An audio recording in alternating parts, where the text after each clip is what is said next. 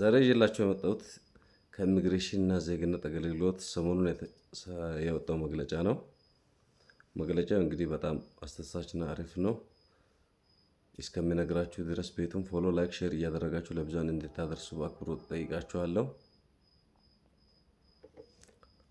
በድሮ ፖርታል ወይም ለድሮ ለቀዩ ፓስፖርት ተመዝግባችሁ ቀጠሮ ቀናችሁን የጠበቃችሁት መልካም ዜና ነው።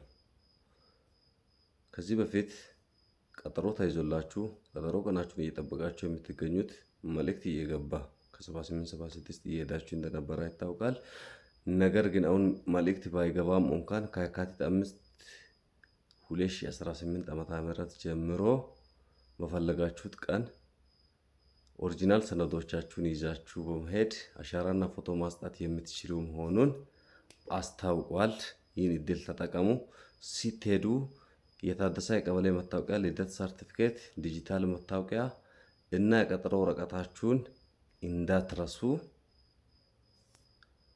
በድጋሚ ቤቱን ፎሎ፣ ላይክ፣ ሼር እያደረጋችሁ ለብዙሃን እንድታደርሱ በአክብሮት ይጠይቃችኋለሁ። ይወዳችኋለሁ።